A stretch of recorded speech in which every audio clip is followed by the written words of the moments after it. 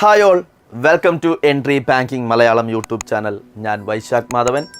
നമ്മളെല്ലാവരും പ്രതീക്ഷിച്ചിരുന്ന ആളെത്തിയിട്ടുണ്ട് അല്ലേ? എന്താണ്? RRB IBPS RRBയുടെ നോട്ടിഫിക്കേഷൻ വന്നിട്ടുണ്ട്. അപ്പോൾ അതിൻ്റെ സിലബസ് ഒന്ന് ഡിസ്കസ് ചെയ്താലോ ഒന്ന്.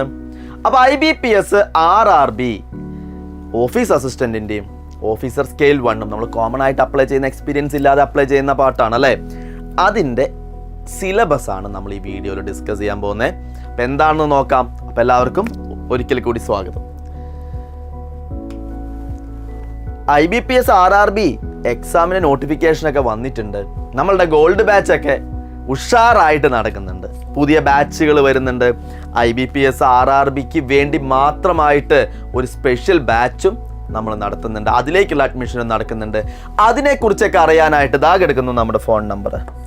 ഈ നമ്പറിലേക്ക് ജസ്റ്റ് നിങ്ങളൊരു കോണ്ടാക്ട് ചെയ്ത് കഴിഞ്ഞാൽ എന്താണ് നിങ്ങളുടെ A to Z ഡൗട്ട് കാര്യങ്ങൾ, കോഴ്സിനെ കുറിച്ചായിക്കോട്ടെ, എക്സാംസിനെ കുറിച്ചായിക്കോട്ടെ, അതേപോലെ തന്നെ ഇനി വരാനിരിക്കുന്ന എക്സാമിനെ കുറിച്ചായിക്കോട്ടെ, എല്ലാം നമ്മളുടെ കൗൺസിലിംഗ് ടീം നിങ്ങൾക്ക് എന്ത് ചെയ്ത് തരും, പറഞ്ഞു തരും. ജസ്റ്റ് ഒന്ന് കോണ്ടാക്ട് ചെയ്താൽ മതി. എല്ലാ കാര്യങ്ങളും നിങ്ങൾ ഒരുപാട് സ്ഥലങ്ങളിൽ സെർച്ച് ചെയ്ത് ഒരുപാട് വീഡിയോസിൻ്റെ അടിയിലൊക്കെ ഡൗട്ട് ഉണ്ട്. ഇതാ പറ്റുമോ സാറേ, അത് പറ്റുമോ സാറോ എന്നൊക്കെ നിങ്ങൾ ഡൗട്ട് ചെയ്യും. അതിൻ്റെ ഒന്നും ആവശ്യമില്ല. ഈ നമ്പറിലേക്ക് കോണ്ടാക്ട് ചെയ്ത് കഴിഞ്ഞാൽ നിങ്ങളുടെ എല്ലാ ഡൗട്ട്സും എന്താണ് ക്രിസ്റ്റൽ ക്ലിയർ ആയിട്ട് പറഞ്ഞു തരും. അപ്പോൾ എത്രയും പെട്ടെന്ന് തന്നെ കോണ്ടാക്ട് ചെയ്തോ. അപ്പോൾ ഇത് ജസ്റ്റ് ഞാൻ ഇട്ടിരിക്കുന്നത് എന്താ, നമ്മളുടെ നോട്ടിഫിക്കേഷൻ്റെ ആദ്യത്തെ പേജിലെ കുറച്ച് ഡേറ്റാണ്. 27/6/2024 വരെ നമുക്ക് അപ്ലൈ ചെയ്യാം. അതൊക്കെ നിങ്ങൾ വേഗം അപ്ലൈ ചെയ്യാം, സമയം കളയണ്ട, എത്രയും പെട്ടെന്ന് തന്നെ അപ്ലൈ ചെയ്യാം. ആഗസ്റ്റ് 2024 പ്രിലിംസ് നടത്തും. സെപ്റ്റംബർ ഒക്ടോബറിൽ മെയിൻസ് നടത്തും. ഇൻ്റർവ്യൂ ഒക്കെ നവംബറിൽ നടത്തി ജാനുവരി 2025 എന്ത് ചെയ്യും റിസൾട്ട് പബ്ലിഷ് ചെയ്യും. അപ്പോൾ അടുത്ത കൊല്ലം ഈ സമയത്ത് ബാങ്കിങ്ങിൽ RRB കേരള ഗ്രാമീൺ ബാങ്കിൽ ഇരുന്ന് കസേരയിൽ ഇരുന്ന് കറങ്ങാം. ഒന്ന് ആത്മാർത്ഥമായിട്ട് പരിശ്രമിച്ച, ഞാൻ പറഞ്ഞു ഒന്ന് ആത്മാർത്ഥമായിട്ട് പരിശ്രമിക്കണം. വെറുതെ പരിശ്രമിച്ചാൽ പോരാ, വേണം എന്ന് വിചാരിച്ച് തന്നെ നമ്മൾ എന്ത് ചെയ്യണം, വർക്ക് ചെയ്യണം. ഫോക്കസ്ഡ് ആയിട്ട് നിങ്ങളുടെ 100%ഉം 100% നിങ്ങൾ അതിലേക്ക് ഇൻവെസ്റ്റ് ചെയ്യുക. ബാക്കി എല്ലാ കാര്യങ്ങളും മാറ്റി വെച്ച് ഈ ഒരു 3-4 മാസം നിങ്ങൾ കഷ്ടപ്പെട്ട് കഴിഞ്ഞാൽ നിങ്ങളുടെ ത്രൂ ഔട്ട് ലൈഫ് സെറ്റിൽഡ് ആണ് അല്ലേ? അതിനു വേണ്ടി നിങ്ങൾ ബുദ്ധിമുട്ടേണ്ട ആവശ്യമുണ്ട് അല്ലേ? വെറുതെ നമുക്കൊന്നും ലഭിക്കില്ല. അപ്പോൾ എന്തൊക്കെയാണ് പഠിക്കേണ്ടത്, എന്തിനെക്കുറിച്ചാണ് പഠിക്കേണ്ടത് എന്നൊക്കെയുള്ള ഒരു ബ്രീഫ് ഐഡിയ ആണ് നമ്മൾ ഇന്ന് ഈ വീഡിയോയിൽ ഡിസ്കസ് ചെയ്യാൻ പോകുന്നത്. നമുക്കറിയാം IBPS RRB എക്സാമിന് പ്രധാനമായിട്ടും 2 സ്റ്റേജാണ്. ക്ലർക്കിനായാലും ഓഫീസറിനായാലും എന്താണ്, ഒരു പ്രിലിമിനറി എക്സാം ഉണ്ടാവും, ഒരു മെയിൻസ് എക്സാം ഉണ്ടാവും. ഓഫീസർ സ്കെയിൽ 1 ഒരു പേഴ്സണൽ ഇൻ്റർവ്യൂ ഉണ്ടാവും. ഈ പേഴ്സണൽ ഇൻ്റർവ്യൂ ഒക്കെ നമ്മളുടെ ഗോൾഡ് ബാച്ചിൻ്റെ ഭാഗമായിട്ട് അതും നമ്മളുടെ കോഴ്സിൽ ഇൻക്ലൂഡഡ് ആണ് കേട്ടോ. മെയിൻസിനുള്ള പ്രിപ്പറേഷനും ഇൻക്ലൂഡഡ് ആണ്. അപ്പോൾ ഇവിടെ ഈ എക്സാം പാറ്റേൺ ഒക്കെ നിങ്ങൾക്ക് അറിയുന്ന കാര്യമാണ്. എന്താണ്, 40 മാർക്കാണ് റീസണിങ്, 40 മാർക്കാണ് QA. ഈ 40 മാർക്ക് QAയും 40 മാർക്ക് റീസണിങ്ങേ ഉള്ളൂ. ഇംഗ്ലീഷ് അവിടെ പ്രിലിംസിനില്ല. കോമ്പോസിറ്റ് ടൈമാണ് 45 മിനിറ്റ്. കാരണം എന്താണ്, ഇൻഡിവിജ്വൽ ടൈമിംഗ് ഒന്നുമില്ല. ഈ 45 മിനിറ്റ് കൊണ്ട് നമ്മൾ 80 മാർക്ക് ക്വസ്റ്റ്യൻസ് അവിടെ എന്ത് ചെയ്യണം, അറ്റൻഡ് ചെയ്യണം. ഓക്കെ, ഓഫീസ് അസിസ്റ്റൻറ്റിനും ഓഫീസർ സ്കെയിൽ 1 സെയിം സിലബസാണ്. മെയിൻസിനും എന്ത് തന്നെയാണ്, സെയിം തന്നെയാണ്. റീസണിങ് ഉണ്ടാവും. എല്ലാം എന്താണ് വരുന്നത്, 40 ക്വസ്റ്റ്യൻ ആണ് കേട്ടോ. പക്ഷേ റീസണിങ് 40 ക്വസ്റ്റ്യൻ 50 മാർക്കാണ്. QAയും 40 ക്വസ്റ്റ്യൻ, ന്യൂമറിക്കൽ എബിലിറ്റി എന്നാണ് പറയുക. 40 ക്വസ്റ്റ്യൻ 50 മാർക്കാണ്. General awareness 40 mark 40 question. English language 40 mark 40 question 40 mark. Computer knowledge 40 question ആണ് 20 മാർക്ക്. ടോട്ടൽ 200 ടോട്ടൽ വരുന്നത് 2 hour ആണ് കേട്ടോ. കോമ്പോസിറ്റ് ടൈം തന്നെയാണ്. 2 മണിക്കൂർ സമയത്തിലാണ് നമ്മൾ ഇത്ര ക്വസ്റ്റ്യൻസ് ചെയ്യേണ്ടത്. ക്ലിയർ ആണല്ലോ? അപ്പോൾ ഇതാണ് എക്സാം പാറ്റേൺ. ഇത്ര കാര്യങ്ങളാണ് നിങ്ങൾ പഠിക്കേണ്ടത്. ഇനി എന്തൊക്കെയാണ് അതിൽ പഠിക്കേണ്ടത്? സിലബസ്, നമ്മളുടെ പ്രധാനപ്പെട്ട ആളായിട്ടുള്ള ക്വാണ്ടിറ്റേറ്റീവ് ആപ്റ്റിറ്റ്യൂഡ് QA ന്യൂമറിക്കൽ എബിലിറ്റിയിൽ വന്നു കഴിഞ്ഞ് കഴിഞ്ഞാൽ കുറച്ച് കാര്യങ്ങളിവിടെ കൊടുത്തിട്ടുണ്ട്. ആദ്യം തന്നെ നമ്പർ സിസ്റ്റം അല്ലേ? നമ്പേഴ്സിനെ കുറിച്ച് അറിയണം. ഡെസിമൽ സിസ്റ്റം, സിംപ്ലിഫിക്കേഷനൊക്കെ ആവശ്യം വരും.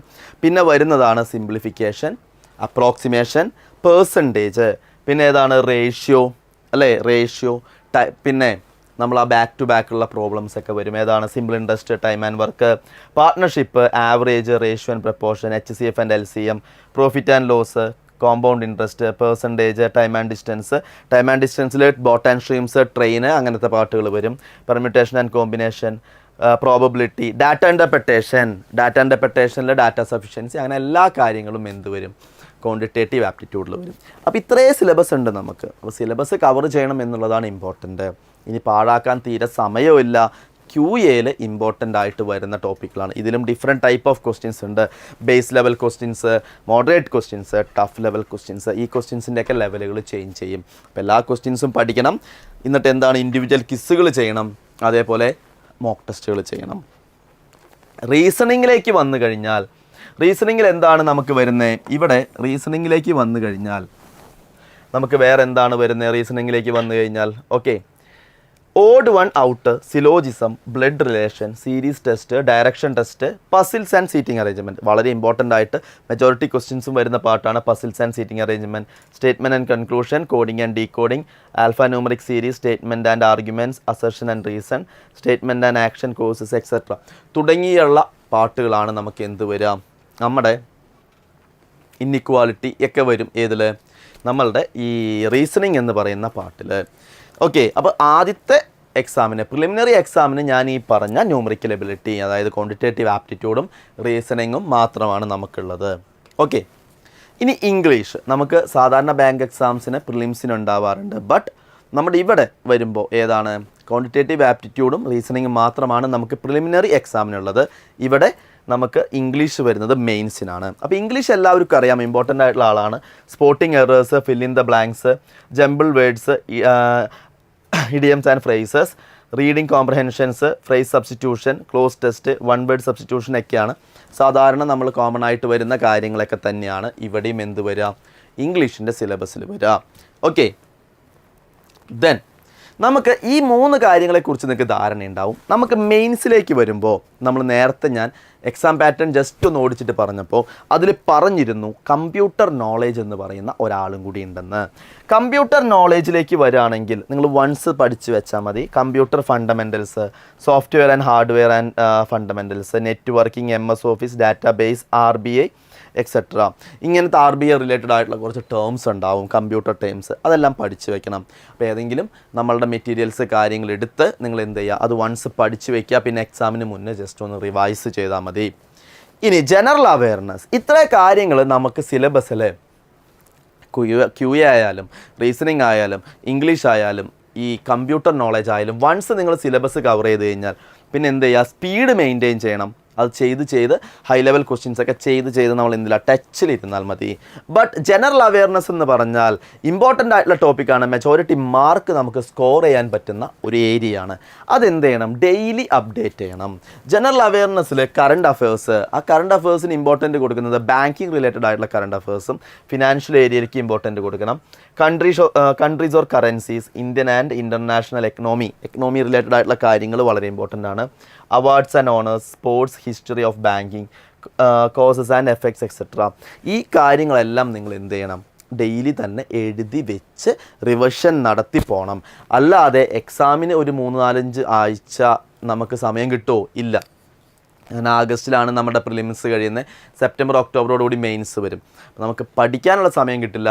അല്ലാതെ ഒരാഴ്ച കൊണ്ടൊന്നും നമുക്ക് ഓടിച്ചിട്ട് വായിച്ച് തീർക്കാവുന്ന ഒരു കാര്യമല്ല കറണ്ട് അഫയേഴ്സ്. ഏകദേശം 6 മാസത്തെ കറണ്ട് അഫയേഴ്സ് വരെ പഠിക്കണം. അതിൽ ലാസ്റ്റത്തെ ഒരു 4 മാസമാണ് വളരെ ഇമ്പോർട്ടൻ്റ് ആയിട്ട് നമ്മൾ എന്ത് ചെയ്യേണ്ടത്? നോക്കേണ്ടത്. അപ്പോൾ ഈ കാര്യങ്ങൾ ക്ലിയർ ആണ്. അപ്പോൾ ഇത്ര കാര്യങ്ങളാണ് നമ്മളുടെ സിലബസിൽ വരുന്നത്. ഇത്ര കാര്യങ്ങൾ നമുക്ക് പഠിക്കാനുണ്ട്.